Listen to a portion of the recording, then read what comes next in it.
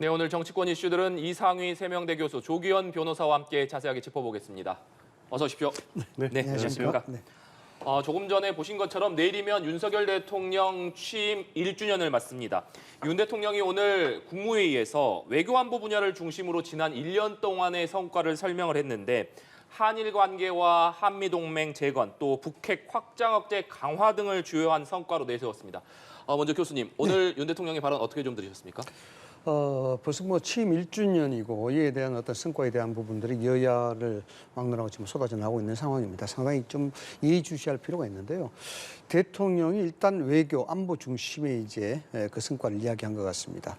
사실상 뭐 전 세계의 지금 흐름 자체는 굉장히 급변하고 있다고 봐야 되겠죠. 네. 더군다나 우크라이나 전쟁을 기화로 해서 상당히 이제 글로벌한 부분에서 신냉정 체제로 갔다라고 이야기할 정도로 안보적 측면이 굉장히 강화되는 그런 위기 순간이 지금 오고 있다 이렇게 봅니다. 그래서 대통령의 입장으로서 헌법적 주어진 권한 가운데 가장 중요한 책무가 무엇일까? 우선 이 부분을 반문해 볼 필요가 있다라는 생각이 됩니다. 대통령의 헌법상으로서 국가의 지도자로서 가장 중요하게 책임져야 될 의무 자체는 바로 안보에 있는 것이거든요. 일종의 이것은 담장론입니다. 식당에 위험이 빠지게 되면 손님이 오지 않게 되고 거기에 대한 메뉴 자체도 아무리 좋아도 의미가 없게 된다라는 일종의 담장론이죠. 담장을 튼튼하게 하고 그 속에서 사실상 경제라든가 이런 것들이 활동이 영위돼야 안전하게 국민의 국익에 되는 부합이 되는 그런 어떤 국정을 할 수 있다 이런 차원에서 실질적으로 문재인 정부 윤석열 정부가 취임하면서 내세웠던 것이 일종의 국가의 정상화 아니겠습니까? 바로 이런 국가의 정상화 차원에서 이런 모든 어떤 제도라든가 시스템이라든지 복원하기 위해서는 헌법상 주어진 권한 중에서 가장 중요한 안보적 책임, 그것을 외교적 책임으로 귀결될 수 있는 이 문제들 좀 시스템화시켜서 안보에 대한 부분을 좀 담담하게 하고 그것을 통해서 경제 정책을 해나가야 된다는 그런 국정 기조가 분명히 엇갈린 지난 1년이었다. 투영된 1년이었다. 이렇게 이제 평가되는 겁니다. 네, 변호사님께서는 어떻게 보십니까? 외교 안보의 성과라고 하려면요. 한미일 간의 관계가 뭐 획격으로 진전됐다. 여기에서 그쳐서는 안 된다고 봅니다. 이게 우리의 실질적 국익으로 이어졌느냐까지 봐야 되는데 대통령께서 말씀하시는 외교 안보적 성과라는 부분은 한미 동맹에 뭐 강화됐다는 것, 한일 관계가 개선됐다는 것까지일 뿐이고 실질적으로 그게 우리 이익과는 배치된 측면이 너무 많아서 걱정입니다. 실제 한미 관계에서도 한미 동맹이 과연 전 정부에서 붕괴됐냐 그렇지 않았거든요. 그 바이든 정부로 교체된 이후도 한미 관계는 대단히 좋았습니다. 그리고 바이든 대통령과 문재인 대통령 간의 관계도 좋았고요. 한반도 정세와 관련돼도 양국 간 합의도 분명했습니다. 뭐 북핵 억지 부분에 있어서 부족한 부분을 보완했다고 하면 그 정도는 뭐 성과로 평가할 수 있겠습니다만 적어도 붕괴된 한미 관계를 복원했다. 이거는 사실관계에 맞지 않고요. 한일 관계에 있어서도 바로 이제 어제 기사 총리의 답방 형태가 있었기 때문에 바로 평가가 가능한데 이번에 두 가지 성과로 내세우는 것, 강제징용에 대한 문제하고 오염수 방류에 대한 문제일 것 같습니다. 강제징용에 대해서는 주체가 없는 가슴 아픈 개인적 사과 정도였습니다. 이게 진전된 내용인가요? 그러니까 성의 있는 그 대응이라고 볼 수 없고 오히려 과거에 대한 분명한 입장을 요구하는 우리 국민 정서도 전혀 맞지 않았습니다. 가장 중요한 거는 이번에 기시다 총리가 급하게 방문한 목적은 오염수 방류 문제에 대한 절차적 처리를 해결하기 위한 것으로 보여지는데요. 합의한 23일의 시찰단은 결국에 일본의 오염수 방류에 면죄부는 절차로 진행될 가능성이 높아졌습니다. 이미 IAEA에서는 중간 보고서에 문제가 없다는 입장을 밝혀했고 다음 달 최종 보고서에서도 실제 방류에 문제가 없다는 입장이 예상되고 있습니다. 그러면 결국에 가장 이제 주변 국가의 한국의 입장이 되게 중요한데 시찰이라는 게 지금 안전성 확보에 대한 문제가 검토할 수 없다는 게 일본 경제상이 언론 인터뷰에서 그렇게 밝혔습니다. 우리 국민들이 우려하는 것은 오염수 방류가 우리 국민의 건강에 미칠 위험성입니다. 이 부분에 대해서 검증할 수 없는 시찰단, 이걸 과연 성과라고 할 수 있느냐. 이제 그런 측면을 종합적으로 보면 한미일 간의 관계 개선을 성과라고 한다면 그 부분을 인정할 수 있지만 이게 국익 차원의 외교 본연에 갖고 있는 어떤 역할, 그런 부분에서 대통령이 하셔야 될 일 차원에서 보면 성공한 1년으로 평가하기 어렵다는 네. 거죠. 지금 변호사님께서 한일 정상회담의 평가까지 해주셨으니까 네. 교수님 의견도 좀 들어보겠습니다. 그 한미일 개선의 성과를 볼 수 있겠느냐라는 부분, 뭐 그렇게 말씀을 하실 수는 있습니다만은 국익에 부합하느냐 부합하지 않느냐의 부분은 개선이 됐느냐 되지 않느냐를 기준이 될 수가 있습니다. 개선이 되지 않는 국익은 부합이 되지가 않죠. 개선이 돼야 부합이 되죠. 지금 한미일 관계에는 그동안 편파적이고 붕괴적이었다 이런 표현보다는 정말 한쪽으로 편중됐다, 소원했다는 관계의 표현이 맞을 것 같습니다. 그렇기 때문에 미국과의 동맹적 관계에 대한 가치가 손실됐다 이런 얘기가 나오는 것이죠. 그 관계를 다시 한번 정상화시켰다라고 보면 되겠습니다. 그래서 그것을 개선을 통해서 국익에 부합할 수 있게 있을 만큼 일종의 다리를 놓고 있다. 이렇게 이제 윤석열 정부를 해석을 하시면 될 것 같고요. 오늘 민주당에서 취임 1주년에 대해서 여러 가지 평가를 내놓았는데 민주당에서 원내대표가 삼불의 시대가 도래됐다. 불균형, 불안, 불통 이렇게 해서 삼불의 시대가 나타났는데 글쎄 야당의 입장으로서는 얼마든지 가치와 철학이 다르기 때문에 윤석열 정부에 대해서 그렇게 평가를 할 수 있겠습니다만은 우리는 일종의 국가 정상화 가는 과정에 상당히 진통 기간이 있다. 지난 1년은 저는 이렇게 평가합니다. 왜냐 그러면은 일종의 정확한 법 집행 그리고 어떤 정확한 어떤 정통성에 의한 어떤 그 정상된 부분. 이런 것들이 있느냐 이렇게 보면은 오히려 삼정의 시대가 아니냐 이렇게 보는 것입니다. 이 삼정의 시대라는 것은 개인적인 생각이긴 합니다만 일단 정상과 정통과 정법했느냐라는 부분이죠. 우선 하나씩 본다 그러면 정상.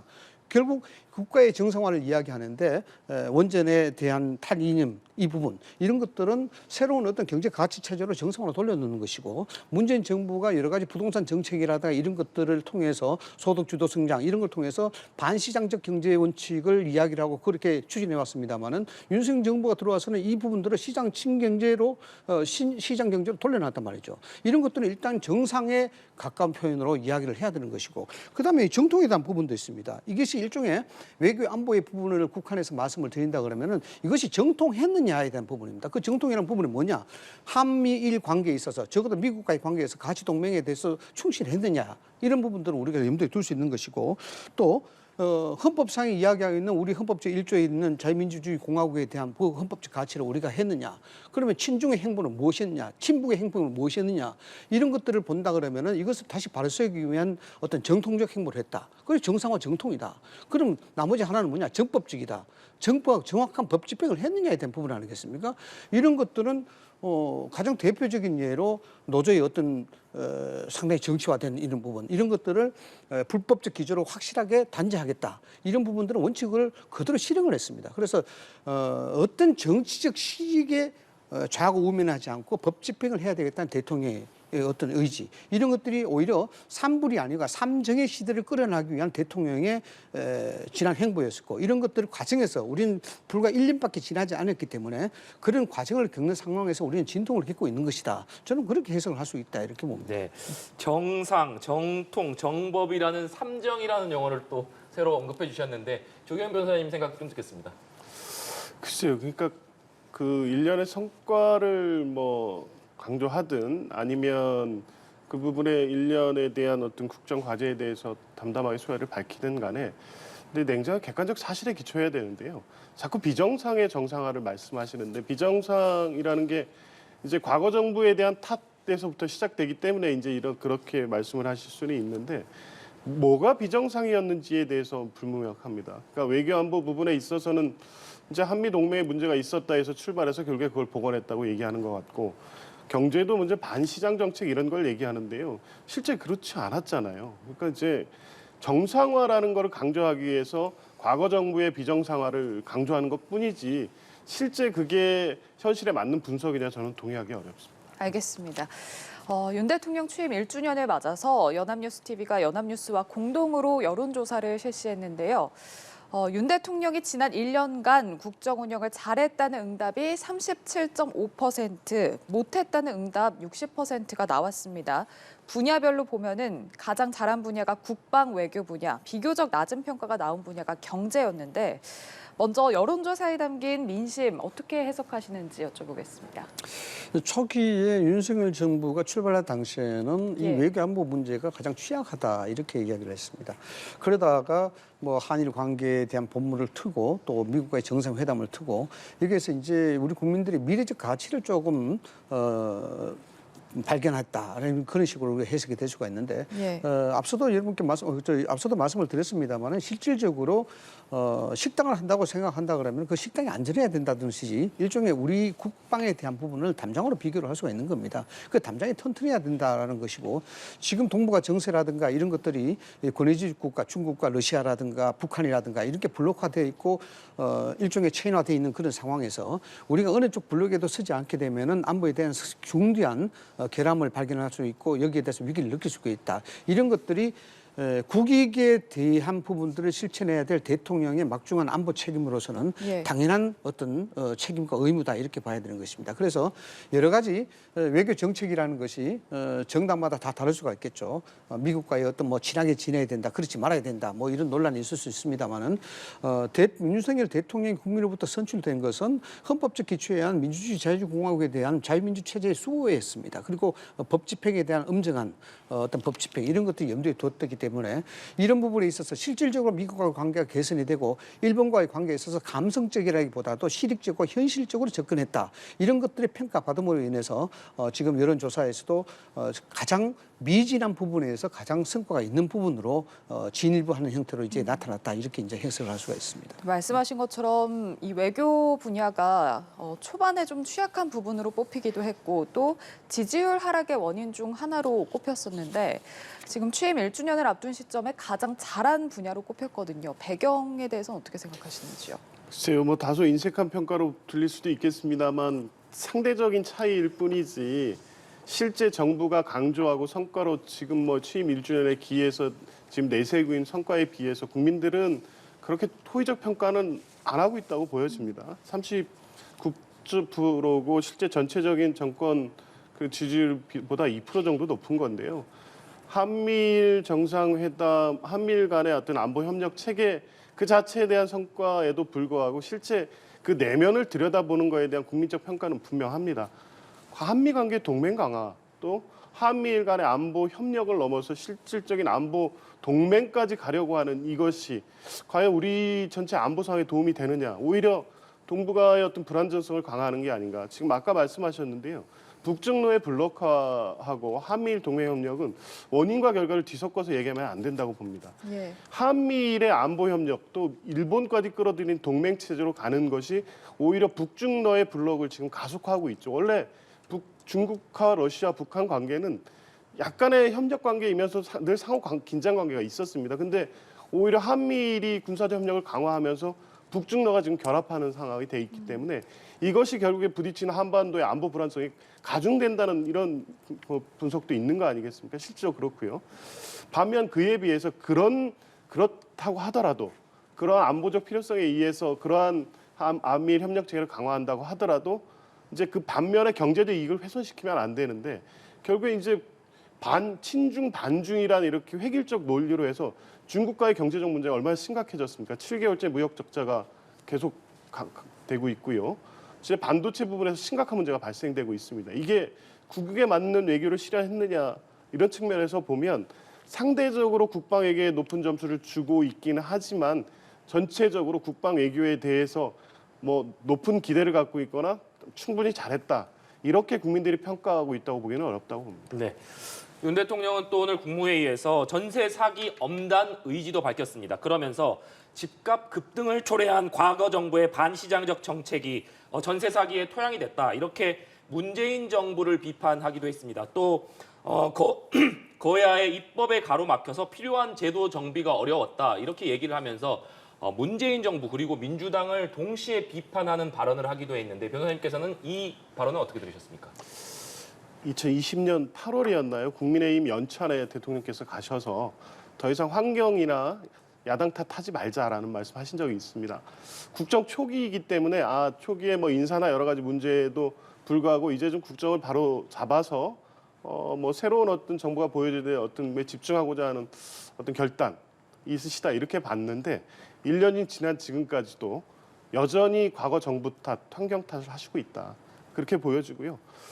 전세 사기 물론 심각하고요. 근데 결국 범죄가 발생하게 된 것은 현 정부입니다. 이것을 법적으로 단속하고 사기 예방해야 될 책임은 현 정부에 분명히 있습니다. 그 토양이 만들어진 것이 과거 정부다라고 얘기할 수 있습니다. 물론 여러 가지 요인 중에 부동산값 상승이 이 초래한 부분이 분명히 있기 때문에 그런 얘기를 할 수 있지만 네. 전세 사기 범죄가 전 정부에 의해서 비롯됐다라고 이렇게 단순하게 논리를 전개하는 것은 납득할 수가 없고요. 이런 방식으로 전 정부 탓으로 현 정부가 못한 부분은 다 전 정부의 탓이고 지금 잘했다고 평가받고 있는 건 다 대통령의 능력이고 이렇게 단선적인 평가는 오히려 이런 부분에 1주년에 기해서 좀 새롭게 출발하는 모습으로 오히려 국민께 좀 담담하게 말씀드리는 것이 맞지 여전히 이제 과거 탓을 하는 것으로 과연 지금 우리가 맞고 있는 어떤 국가적 위기라든가 현 정부의 낮은 지지율을 과연 극복할 수 있을지 의문입니다. 네. 글쎄요, 예. 네. 의사분들이 그러지 않습니까? 진단을 해야 처방을 하지 않겠습니까? 오해가 좀 있는 것 같아요. 그 전세 사기가 전 정부가 잘못했기 때문에 전세 사기가 일어나는 것이 아니고 전세라는 내 집 마련에 대한 서민의 꿈 자체가 그 당시 부동산 시장에 상당히 왜곡된 정책으로 말미암아 이 부분이 시장의 불안이 가중이 됐고 그로 인해서 전세 피해가 생길 수도 있었다라는 부분에 대한 원인 규명론을 이야기한 것이지 뭐 전세 사기가 원정부에서 시작돼서 책임지라 이런 얘기는 절대 아니라고 봐야 되겠죠. 거대 야당에 대한 부분은 섭섭한 이야기할 수 있습니다. 왜냐 그러면은 뭐 경험상 측면으로 말씀을 드리자 그러면은 저는 뭐 대통령이 돼본 적이 없습니다만 대통령이 되게 되면은 참 정치가 비효율적이라는 생각을 많이 해요. 왜냐하면 뭔가 하고 싶고 국가 미래 발전을 또는 국민들 잘 살게 하는 것을 하고 싶은데 여기 항상 걸림돌이 국회입니다. 더군다나 이 국회는 의석수를 이야기되는 것이니까. 더군다나 민주당은 지금 180세 거대 야당입니다. 이 선을 넘어야 되는데 대통령이 하기는 굉장히 힘들어집니다. 이게. 거대 입법이 못할 게 없으니까. 그래서 정치를 이야기할 때 샤덴프로이드라고 이야기합니다. 이게 뭐냐 그러면은 잘 되면은 이게 내가 배가 아프는 것이고 못 되면은 내가 잘 사는 것이다. 뭐 이런 겁니다. 그렇기 때문에 민주당의 입장으로서는 윤석열 정부의 정책에 대해서 그렇게 긍정적이거나 또 협조적일 수가 없는 것이죠. 이게 좀 심하다 보니까 대통령 입장으로서는 국가를 위한 일인데 왜 이렇게 야당 협조가 없느냐라고 이제 볼멘 소리가 나올 수밖에 없습니다. 우선 전세 사기 문제가 그렇습니다. 탓할 수가 있죠. 왜냐 그러면은 아직도 잊어버리시는지 모르겠습니다만 문재인 정부의 전세 대책은 전문가도 그 내용을 모를 정도로 전문가들이 공부를 해야만 아는 정책들이었습니다. 다시 말씀을 드리자면 20번 이상 정책이 발표됐어요. 전체적인 통계를 보면 각마다 통계는 다를 수가 있겠습니다만 서울 경기 지역만 해도 17%는 아파트가 올랐어요. 이 얘기는 뭐냐 그러면은 아파트라는 주거 형태가 만들어지고 아파트가 최고로 급등한 시기가 문재인 정부였다는 겁니다. 그래서 전세라는 것이 그렇지 않습니까? 서민들이 내 집 마련을 위해서 중간에 꼭 거쳐야 되는 필수 단계로 인식이 되고 있습니다. 왜? 목돈이 되니까. 그런데 이 부분들이 피해가 됐단 말이죠. 그래서 이것을 꼭 정치적으로 해석할 필요는 없습니다만 윤석열 대통령 입장으로서 보면 이게 굉장히 시급한 문제가 되는 겁니다. 그게 사회적 재난의 수준에 가까운 문제죠. 그래서 전세 피해 입은 분들, 그분만들의 문제가 아니고 내 집 마련을 하지 못한 서민의 문제이기 때문에 여기에 대해서 특단의 대책이 돼야 되는데 가만히 보니까 민주당에서 전세 사기 대책에 대한 특별법을 발의하는데 이것 또한 정치적으로 이용하는 것 같이 보인단 말이죠. 그러니까 국무회에서 이 부분을 분명히 짚고 넘어가는 겁니다. 그런 측면에서 대통령의 발언을 이해할 필요가 있다. 이렇게 봅니다. 네, 국토교통부가 전세 사기 피해 지원 특별법이 국회를 통과하는 즉시 시행할 수 있도록 전세 사기 피해 지원 준비단을 발족한다 이렇게 밝혔는데 정부 여당 그리고 야당이 여전히 세부 의견에서 좀 입장차를 드러내면서 합의를 하지 못하고 있는 상황입니다. 어떻게 보면 여야가 지금 서로 내탁 공방을 하면서 피해자에 대한 어떤 구제가 조금 늦춰지고 있는 상황이다 이렇게 볼 수 있을 것 같은데 네, 이 같은 여야의 입장차 어떻게 바라보고 계신지요? 이 전세 사기 대책에 대해서 이걸 야당이 정치적으로 활용한다 이런 시각으로 접근하면 대화가 어렵겠죠. 피해자들의 요구에 기반해서 그것을 입법으로 관철하고자 하는 것이 지금 민주당의 입장이고요. 결국에는 이제 피해 대상 범위하고 구체적인 어떤 피해 구제 안에 대한 정부안과의 차이가 있습니다, 분명히. 그 대상 범위에 대해서는 뭐 어느 정도 입장 차이를 조율해 가는 과정에 있고 합의가 가능할 것으로 보는데 구제 방안에 있어서 실제 이 보증금 반환 채권의 국가 매입 부분에 대한 의견차가 커서 합의가 이루어지지 않고 있는데요. 이건 예. 피해자들의 대처에 요구하는 가장 중요한 실효적 대책이고요.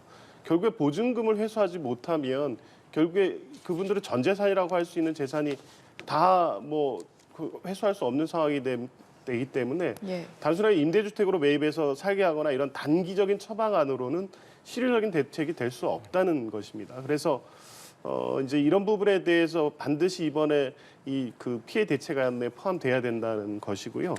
뭐 정부에서 걱정하는 부분에 전혀 뭐 비합리적이지는 않습니다. 이게 일반 피해 대상까지 그럼 다 확대되는 요구를 나중에 어떻게 할 것이라 얘기할 수 있는데요. 이건 접근에 있어서 기본적인 인식의 문제가 있다고 봅니다. 이 전세 사기 피해는 범죄자들의 어떤 사기 행위와 일반적 피해와는 구분해야 된다는 것이고요. 예. 지금 말씀하신 대로 집값 폭등과 그에 따른 어떤 발생된 부수적인 것이고 어쨌든 뭐 전 정부 현 정부 탓하기 이전에 이 부분에 대해서 정부가 적정히 통제하고 이런 것을 예방할 수 있었음에도 불구하고 하지 않은 것에 대한 책임 문제도 같이 돼 있기 때문에 어느 정도 사회적 재난이라는 인식에서 출발해야 된다는 겁니다. 일반 범죄에 대한 피해 구제와는 달리 접근해야 된다는 게 민주당의 기본 입장이고요. 뭐 국민의힘에서도 이제 이 부분에 대한 근본적인 견해 차이는 있습니다만 피해자들을 실효적으로 구제해야 된다는 인식은 같이 하고 있기 때문에 시간이 좀 걸리더라도 합의안으로 처리하는 게 맞다고 봅니다. 예. 이게 참 굉장히 곤란한 점이 있습니다. 정부 여당의 입장으로서는 사실은 이 특별법이 한시적인 법이거든요. 재난 수준의 피해가 발생했기 때문에 이것을 한시적으로 구제를 해준다는 뜻에서 특별법입니다. 그래서 이 전세 사기는 원론적으로 이야기하자면 사회적 재난 수준이죠. 왜냐하면 피해자 극단적 선택도 하고 극단적 선택까지 할 정도로 사회적으로 굉장히 큰 문제가 됐으니까 이건 뭐 특별법을 해야 된다고 저는 봅니다. 재난 수준을 보고. 문제는 이렇습니다. 오해 소지가 있을까 봐 드리는 말씀입니다만 정부 여당 입장으로서는 전세 사기 피해자들을 구제하지 말자는 것이 아니고 세금으로서 지원하는 부분들을 좀 더 고려를 해봐야 된다라는 부분입니다. 그래서 조금 전에 조 변호사께도 이야기했지만 일방적인 사기 피해를 볼 것인가에 대한 부분들도 우리가 다시 한번 염두에 둬야 되고요. 정부 여당의 곤혹스러운 것은 이걸 미시적으로 볼 수 있는 부분이 아니고 거시적으로 크게 봐야 되는 겁니다. 피해자의 재난 수준으로 구제를 해야 된다는 건 맞지만 이 부분을 지금 현재 정부 여당에서 내놓은 게 뭡니까? 우선 매수권하고 세제 지원이라든가 장기 저리 대출 등등의 어떤 피해자 구제 원칙 아니겠습니까? 이 부분보다도 민주당은 좀 진일보해서 전세에다 피해를 국가 세금으로 보존하자라는 그런 주의를 나가고 있는 겁니다. 예. 만약에 그렇게 된다면은 이미 언론에도 많이 그에 대해서 지적을 했습니다만 그렇게 되면 보이스피싱 사기는 어떻게 될 것이며 일반 사기에 대한 부분들도 어떻게 될 것이며 여기에 대해서 법에 대한 부분들 국가의 수요에 대한 부분들이 형평성에 문제가 생기기 때문에 정부 여당으로서는 표가 된다 그러면 그렇게 해주고 싶죠. 그렇지 않겠습니까? 해준다 그러면 끝나는 것인데. 그런데 정부 여당, 제가 야당의 입장에서는 그런 얘기를 할 수 있어요.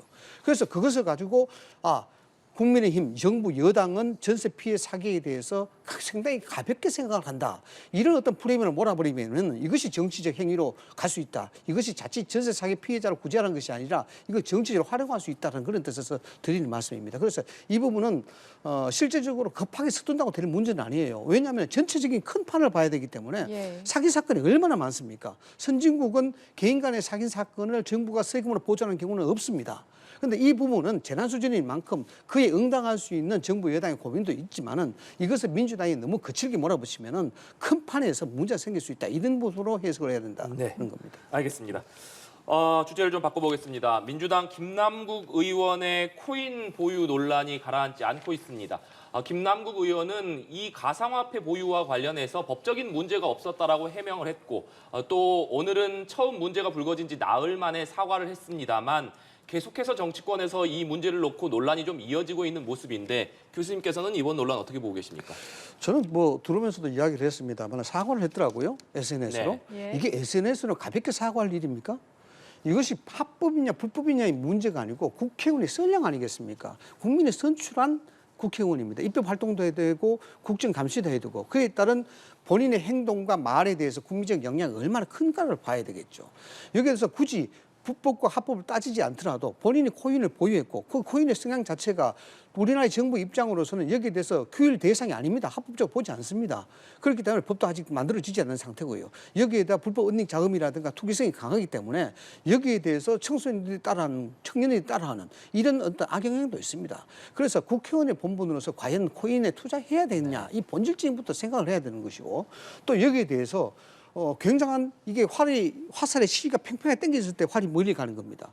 김남국 의원이 그동안 보여준 정치적 행태가 굉장히 이율배반적이고 위선적이다. 이래서 활의 시위가 팽팽함에 똑같은 그런 형태를 지금 보이고 있는 거예요. 뭐냐 그러면은 소위 가남 코스프레 아니겠습니까? 서민 코스프레. 나는 라면만 먹고 다녔다. 7, 8년 동안 그렇게 살았다. 등등을 이야기했고 작년 같은 경우인가요? 후원에 모집할 때는 우리는 호텔에서 못 자, 모텔에서 잔다. 보좌진과 3명이서 한 방에 잤다. 후원해달라. 이런 식으로 했단 말이죠. 여기에 심각한 메시지 충돌이 있는 겁니다. 대중도 실망하죠. 그러니까 국회의원들이 입법이라든가 국정감시 견제적 기능을 가지는 존경받아야 될 위치임에도 불구하고 이런 위선적인 행태를 보여주기 때문에 국회의원들이 다 잘못했다는 겁니다. 하나만 더 말씀을 드리자 그러면 이렇습니다. 대중의 심리는요. 국회의원들이 입법권을 가지고 있고 국정경제 감시권을 가지고 있다 하지만 여기에 보상 심리가 작용되거나 보복 심리가 작용되는 그런 정서적 심리도 안고 있습니다. 이런 것들이 국회의원들이 욕을 먹는 이유죠. 왜냐 그러면은 코인이라는 부분, 돈이 뭐 우리 조 변호사도 변호사님이십니다만 변호사 해서 요즘 현금은 6, 7억씩 그렇게 가지고 있는 변호사가 크게 많지 않을 겁니다. 그런데 그 돈이 다 어디가 났으며 또 알고 보니까 수십억의 부자였다. 코인을 가지고 있었다. 이런 것들에 대한 그 실망감, 허탈감은 말도 못할 겁니다. 그래서 이건 SNS로 그렇게 가볍게 퉁치고 넘어가고 뭐 다른 의원들도 여기에 대해서 여기 합법적이었다 이러는데 지금 국민이 이야기하는 것은 합법을 이야기하고 불법을 이야기하는 거 아니에요. 여기에 본인이 코인을 가지고 있고 그 코인에 대한 수혜를 입을 수 있는 세제 지원, 세제 혜택을 볼 수 있는 법안에 발의를 하고 또 본인이 사인은 안 했다지만 그 관련된 법안에 찬성을 하고 이런 것에 대한 이율배반과 이중 행포에 대해서 이야기하는 거예요. 그래서 이 부분들은 저는 뭐 SNS가 아니라 직접 나와서 고개를 숙이고 무릎 꿇어도 이거는 정세에 반하는 것이 아니다라고 봅니다. 네, 조기현 변호사님. 이 법적 책임하고 국회의원, 정치인이 갖는 윤리적 책임이 있죠. 법적 책임은 분명히 소명해서 위법이 없으면 스스로 밝히면 됩니다. 윤리적 책임 문제에 대해서는 초기 대응은 적절하지 못했던 건 분명해 보입니다. 어쨌든 국민들이 생각하기에는 이러한 거래가 이상하게 보일 것이고 또 뭐 지금 말씀하신 부분도 있습니다만 네. 그 지금까지 김남국 의원이 보여준 그게 다 위선이라고 보지는 않습니다만 적어도 이제 그런 측면에서 보면 상당한 가액의 코인 투자를 했다는 것 이게 이제 부적절해 보이는 것도 분명히 있죠. 왜냐면 뭐 국회의원이라고 하면 아무래도 입법을 통한 여러 가지 이해관계가 관여되거나 개입될 우려 때문에 공직자윤리법에서도 주식 투자 이런 부분에서 엄격히 규율하고 있고요. 주식의 일정 보유에 대해서는 매각이라든가 신탁을 통해서 향후에 그런 어떤 이익 충돌이 발생하지 않기 위한 사전적 조치가 다 돼 있습니다.